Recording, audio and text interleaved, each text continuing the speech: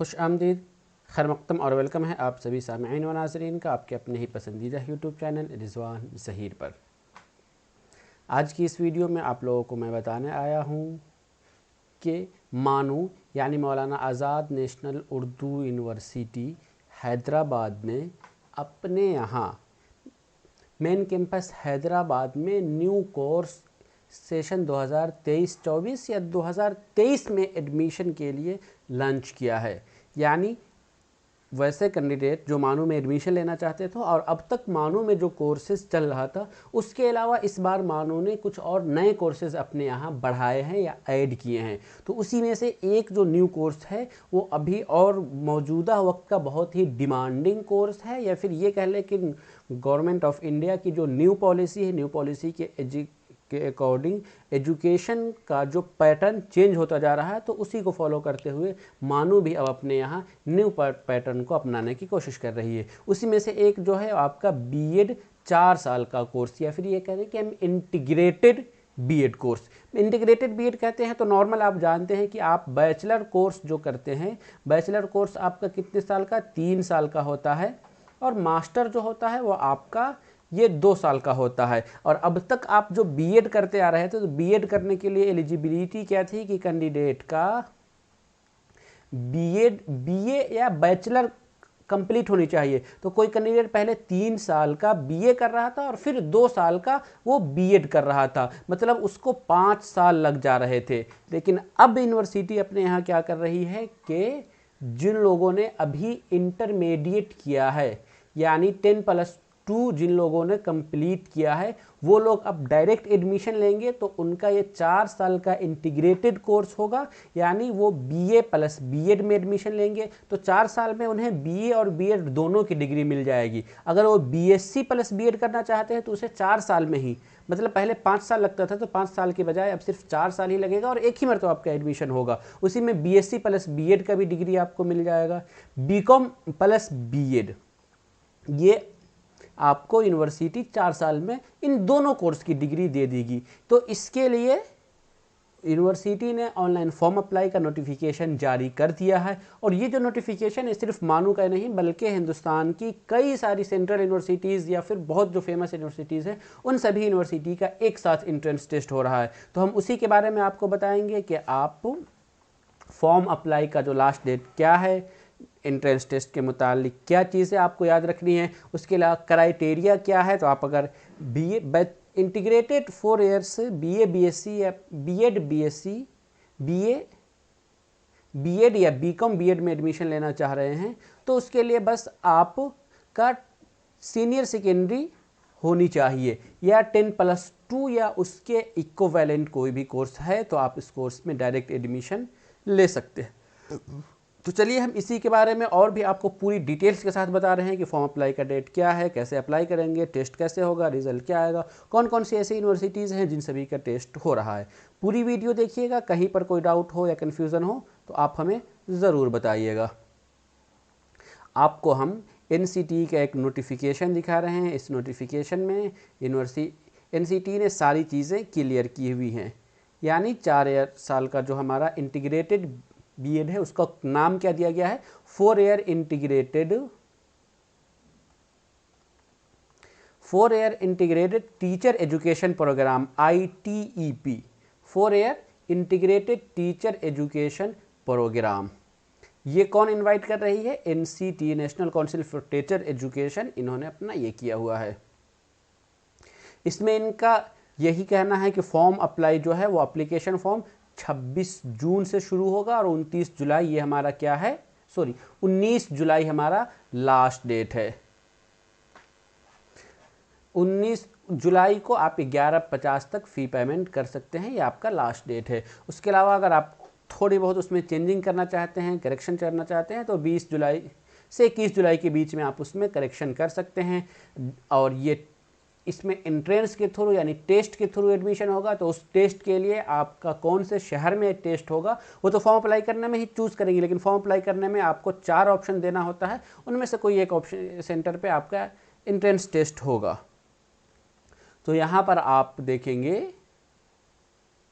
कि उन चारों में से कौन से सेंटर पे आपका एग्ज़ाम होने वाला है वो दिया जाएगा, और 3 दिन एग्ज़ाम से 3 दिन पहले आपका एडमिट कराया जाएगा। किस डेट पे एग्ज़ाम होगा अभी नोटिफाई नहीं किया गया है, वो आप नोटिफाई कर दिया जाएगा कि कब आपका एग्ज़ाम होने वाला है।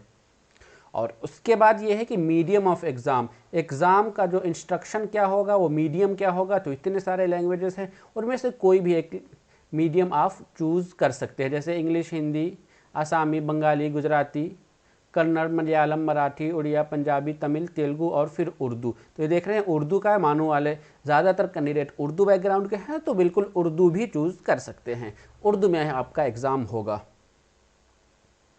उसके अलावा subject combination of each paper, type of questions are each paper and mode of examination are given in the below.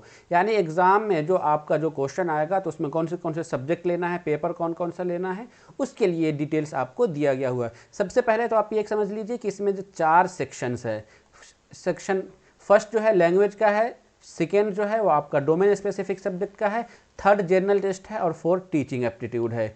Section 1 जो दिया हुआ है, फर्स्ट दिया हुआ, इसमें 33 लैंग्वेज है, उनमें से कोई 2 लैंग्वेज आपको लेना है और दोनों लैंग्वेज से आपका 20-20 क्वेश्चन आएगा। कितना 20-20 क्वेश्चन। सेक्शन 2 जो है तो डोमेन स्पेसिफिक सब्जेक्ट है, इसमें 26 सब्जेक्ट दिए हुए हैं, उनमें से कोई 3 सब्जेक्ट आपको चूज करना पड़ेगा और वो तीनों सब्जेक्ट कितने 25-25 मार्क्स का है। बाकी जनरल टेस्ट ये 25 मार्क्स का, ये सबके लिए ज़रूरी है। और सेक्शन 4 में टीचिंग एप्टीट्यूड जो है ये भी सब के लिए ज़रूरी है और ये आपका 20 मार्क्स का है। ओके, तो ये चीज़ें समझ में आ गई। और वो सब्जेक्ट एग्ज़ाम का पैटर्न क्या होगा उसके लिए देख लीजिए कि सारा क्वेश्चन जो है ऑब्जेक्टिव टाइप यानी MCQ होगा, मल्टीपल चॉइस क्वेश्चन होगा। 30 लैंग्वेजेस में 13 ज़बानों में आप एंट्रेंस टेस्ट दे सकते हैं, उसमें एक आपका उर्दू भी है, आप उर्दू भी ले सकते हैं। सिलेबस में डोमेन स्पेसिफिक सब्जेक्ट में आपका जो पैटर्न होगा, एग्जाम जो होगा वो आपका 12th का लेवल का क्वेश्चन पूछा जाएगा। यानी जो भी सब्जेक्ट ले रहे हैं, जो भी क्वेश्चन ले रहे हैं, वो बिल्कुल 12th लेवल का आपका क्वेश्चन आएगा। जनरल टेस्ट में आपका क्या होगा, जनरल नॉलेज होगा, करंट अफेयर होगा, जनरल मेंटल एबिलिटी होगा, न्यूमेरिकल एबिलिटी है, क्वांटिटेटिव रीजनिंग है, लॉजिकल एंड एनालिटिकल रीजनिंग है, ये सारा आपका जनरल टेस्ट में आ जाएगा। अब हम बात कर लेते हैं कि जो आपको लैंग्वेज, फिर से यहीं पर पहले जो आपको बता दिया था एग्ज़ाम का पैटर्न, उसको फिर से एक मरतबा और दूसरे तरीके से बता दिया कि टोटल आपका कितने मार्क्स का एग्ज़ाम होगा, 160 मार्क्स का एग्ज़ाम होगा। जिसमें से आपको शुरू में बताया था कि 2 लैंग्वेज लेना पड़ता है, दोनों लैंग्वेज से 20-20 नंबर का होगा। टीचिंग एप्टीट्यूड ये सब के लिए ज़रूरी है, ये 20 नंबर का है। जनरल टेस्ट ये सब के लिए ज़रूरी है, 25 नंबर का। बाकी 3 जो स्पेसिफिक सब्जेक्ट या डोमेन सब्जेक्ट है वो आपको यहाँ से चूज़ करना है, वो आप 25-25 का हो जाएगा, टोटल 160 नंबर का होगा। अब आप आइए देखते हैं, हम आपको बताते हैं कि वो जो लैंग्वेजेस हैं, जो 13 लैंग्वेजेस आपको बताए गए थे या 33 लैंग्वेजेस, एक तो आप फर्स्ट चीज़ देख लीजिए, जो 13 लैंग्वेज में आपका एग्ज़ाम क्वेश्चन रहेगा, इनमें से कोई एक आप ऑप्ट कर सकते हैं। तो आप जिसमें भी चूज़ करेंगे उस लैंग्वेज में आपका एग्ज़ाम होगा। आपका इंग्लिश, हिंदी, आसामी, बंगाली, गुजराती, कन्नड़, मलयालम, मराठी, उड़िया, पंजाबी, तमिल, तेलुगु और फिर उर्दू। ये उर्दू भी यहाँ पे दिया हुआ है, तो आप इनमें से किसी एक लैंग्वेज में एग्ज़ाम लिख सकते हैं। बाकी उसके अलावा जो टोटल इसमें 33 लैंग्वेज है, तो इस पूरे 33 लैंग्वेज में से कोई 2 लैंग्वेज आपको चूज़ करना है एग्ज़ाम देने के लिए। और उन दोनों लैंग्वेजेस में से आपको बताया गया था कितने मार्क्स का एग्ज़ाम होगा, उन दोनों लैंग्वेजेस में आपका 20-20 नंबर का एग्ज़ाम होगा। फिर उसके बाद लैंग्वेज के बाद जो आपका डोमेन स्पेसिफिक सब्जेक्ट था, यानी इसमें से आपको कोई 3 सब्जेक्ट चूज़ करना है, जैसे अकाउंटेंसी है, एग्रीकल्चर है, ऑटोबायोग्राफी है, biology, biological science, business studies, chemistry, environmental studies, computer science, information, economics, engineering, ये इस तरीके के जो भी सब्जेक्ट है, history, home science, knowledge, legal studies, mass media, mathematics, physics, political science, psychology, Sanskrit या सोशलॉजी। यानी आप देख रहे हैं यहाँ आपको सोशल साइंस का भी सब्जेक्ट देखने को मिल रहा है, साइंस का भी सब्जेक्ट है, कॉमर्स का भी सब्जेक्ट है, और कुछ जो दूसरे कॉमन मिसलेनियस सब्जेक्ट्स आ जाते हैं, जैसे knowledge, tradition, politics India, mass media, इस तरह मास कम्युनिकेशन का जो कोर्स है, परफॉर्मिंग आर्ट्स है, इस तरीके के जो जिस सब्जेक्ट में भी आपको इंटरेस्ट है आप उस सब्जेक्ट को ले सकते हैं। उसके अलावा ये जो मैंडेटरी है टीचिंग एप्टीट्यूड तो सबके लिए है और जनरल टेस्ट तो सभी के लिए थे। यह तो आपका एग्ज़ाम पैटर्न था। उम्मीद करता हूँ कि आपको यह पैटर्न समझ में आ गया होगा। अब चलिए, अब आपको हम यहाँ पर दिखाने की कोशिश करते हैं। इसमें आपको ये देखने को मिलेगा कि कौन कौन से ऐसा यूनिवर्सिटी है जिस यूनिवर्सिटी ने ये 4 साल का जो integrated B A, B Ed, B Sc, B Ed, B Com, B Ed course launch हुआ है, इसमें कौन कौन से यूनिवर्सिटी है जो अपने यहाँ एडमिशन दे रही है। तो इसमें आपको अलग अलग स्टेट की ज़्यादातर देखिएगा कि ये सेंट्रल यूनिवर्सिटी है, कुछ स्टेट यूनिवर्सिटी भी है। इसमें मानू को हम सीधे डायरेक्ट आते हैं मानू के ऊपर। मानू का भी नाम आपको दिया हुआ है, ये आपका मानू तेलंगाना में आएगा। हाँ, ये देखिए तेलंगाना, ये department of education and training, Maulana Azad national Urdu university 50032 ये यूनिवर्सिटी का पिन कोड है। इसमें आप देखेंगे कि बीए, बीएड ये सेकेंडरी लेवल का है और 50 सीट है। बीएससी, बीएड इसमें भी 50 सीट है और बीकॉम, बीएड इसमें भी 50 सीट। यानी इंटीग्रेटेड कोर्स के थ्रू मानू अपने यहाँ 150 कैंडिडेट को एडमिशन देंगी। इस 150 में से 50 कैंडिडेट आपके होंगे वो आपके कॉमर्स वाले होंगे, 50 आपके होंगे जो आपके साइंस वाले होंगे और 50 आपके सोशल साइंस वाले होंगे या फिर लैंग्वेज वाले होंगे। तो ये सारे सब्जेक्ट्स आपको यहाँ पर देखने को मिल जा रहा है। ये सारा लिस्ट है, मतलब कि जो कॉमन यूनिवर्सिटी एंट्रेंस टेस्ट जो हो रहा है बीएड के लिए, इसमें 42 यूनिवर्सिटी ऐसे शामिल है जिन सभी का एक ही टेस्ट होगा और उसके बाद जो आपका परफॉर्मेंस रहेगा उसके बाद आपको वो मिलेगा। उसमें आप बस फॉर्म अप्लाई करते वक्त याद रखना है कि आप जब भी फॉर्म अप्लाई कर रहे हैं तो मानू यानी मौलाना आज़ाद नेशनल उर्दू यूनिवर्सिटी को ज़रूर चूज़ करेंगे। यानी फॉर्म अप्लाई करने का मैं एक वीडियो बना रहा हूँ, उस वीडियो में आपको पता चल जाएगा कैसे फॉर्म अप्लाई करना, क्या क्या स्टेप्स फॉलो करना है। उसमें एक ऑप्शन आपको ज़रूर आएगा कि आप मानू यानी मौलाना आज़ाद यूनिवर्सिटी चूज़ कीजिए। तो उस यूनिवर्सिटी में आप स्टेट पर आएंगे, फिर यूनिवर्सिटी पर आएंगे, इस यूनिवर्सिटी में आप मानू को ऑप्ट करेंगे।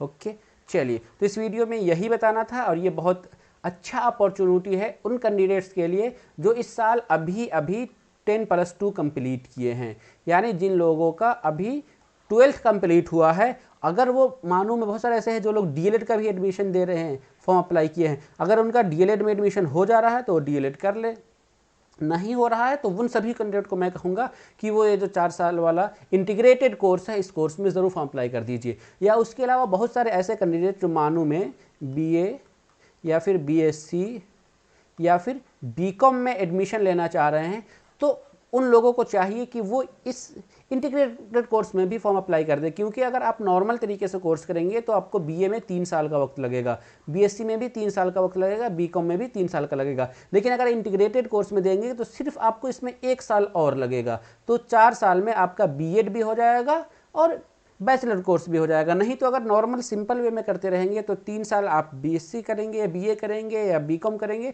फिर उसके बाद 2 साल का आप बीएड करेंगे, तो 1 साल आपका बच रहा है। तो मेरी सलाह उन सभी स्टूडेंट्स को है कि जो लोग भी एडमिशन लेना चाह रहे हैं मानू में, वो इंटीग्रेटेड कोर्स की तरफ आए ताकि उनका 1 साल बच पाए और उनको डिग्री भी मिल जाए। साथ ही वैसे और भी कैंडिडेट जिन लोगों ने 10th या 12th में उर्दू पढ़ा हुआ है वो लोग ज़रूर इस कोर्स में अप्लाई कर दें, ताकि वक्त की डिमांडिंग है। आजकल बहुत सारे लोग जो लोग जॉब हासिल करना चाह रहे हैं या स्कूलिंग में बहुत ज़्यादा वैकेंसीज़ वगैरह आ रही हैं, तो अगर इस कोर्स को कंप्लीट कर लेते हैं तो उनकी जल्दी जॉब लगने के चांसेस बढ़ जाएंगे। तो चलिए, इस वीडियो में यही बताना था। उम्मीद करता हूं कि आप सभी को ये वीडियो पसंद आई हो। वीडियो पसंद आई तो वीडियो को लाइक कीजिए और आप नए हैं अभी तक आपने रिजवान ज़हीर यूट्यूब चैनल को सब्सक्राइब नहीं किया है तो ज़रूर सब्सक्राइब कीजिए और बेल आइकन को भी प्रेस कर दीजिए ताकि हमारी सभी वीडियो की नोटिफिकेशन आपको ईजिली मिल जाए। हम फिर मिलेंगे इसी तरीके की अगली वीडियो में, तब तक के लिए शुक्रिया। अल्लाह हाफिज़।